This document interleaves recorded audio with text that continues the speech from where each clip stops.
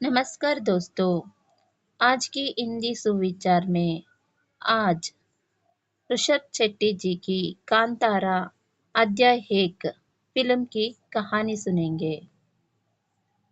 कांतारा अध्याय 1 की कहानी भारतीय लोक कथाओं, संस्कृति और रहस्यमयी परंपराओं का अद्भुत संगम है। यह फिल्म हमें उस प्राचीन युग में ले जाती है जहां देवता, इंसान और प्रकृति एक दूसरे से गहराई से जुड़े हुए थे। कहानी कर्नाटक के पश्चिमी घाटों के एक काल्पनिक गांव से शुरू होती है, जहां जंगल परंपरा और देवी देवताओं की पूजा लोगों के जीवन का सबसे महत्वपूर्ण हिस्सा है। फिल्म की शुरुआत राजा वरुण से होती है, जो एक शक्तिशाली और दयालु राजा है। वह अपने राज्य में शांति और समृद्धि लाने के लिए अपने देवता पनिया दैवा की पूजा करता है।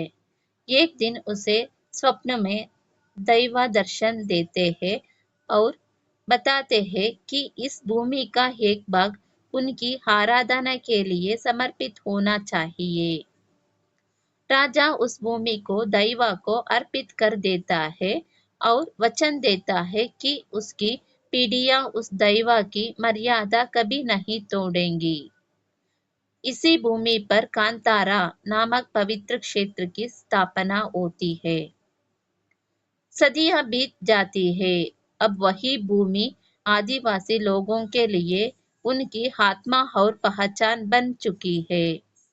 यह गांव के लोग मानता है कि दैवा उनके रक्षक है और जब कोई संकट आता है तो दैवा का अवतार लेकर एक व्यक्ति नृत्य करता है, जिसे भूतकोला कहा जाता है। भूतकोला केवल नृत्य नहीं, बल्कि एक आध्यात्मिक अनुभव है, जिसमें देवता का वास माना जाता है।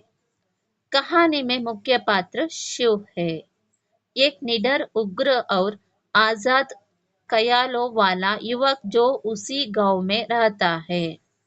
वह अपने पिता की तरह भूतकोला का नर्तक है, लेकिन पिता की रहस्यमय मृत्यु के बाद उसने यह परंपरा छोड़ दी।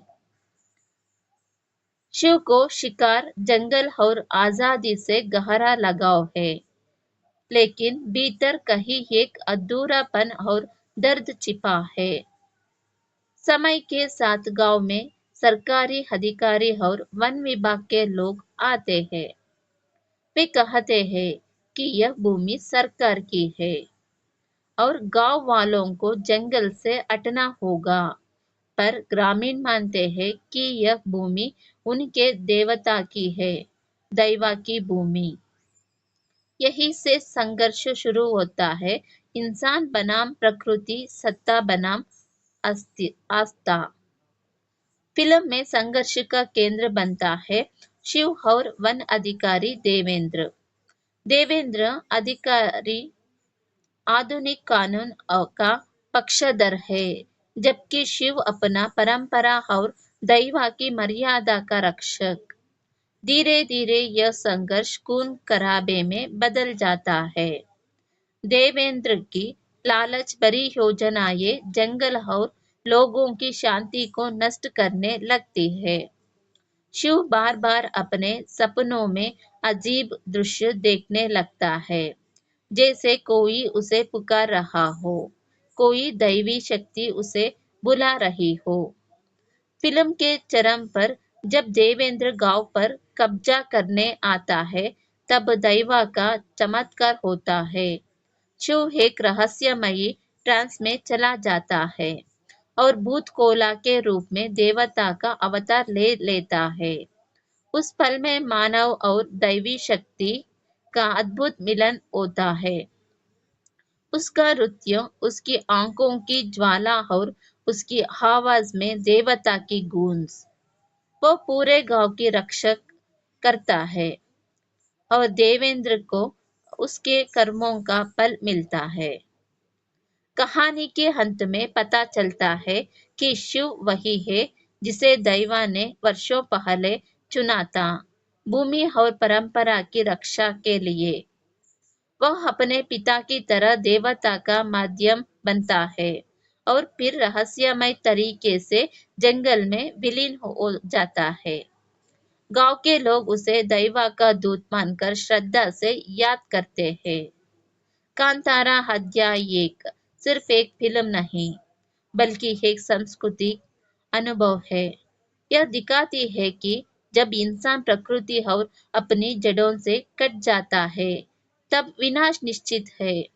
फिल्म की पृष्ठभूमि, संगीत, लोक नृत्य और मिथक सब मिलकर दर्शक को एक ऐसी रहस्यमयी संसार में ले जाते हैं जहां विश्वास ही सबसे बड़ी शक्ति है।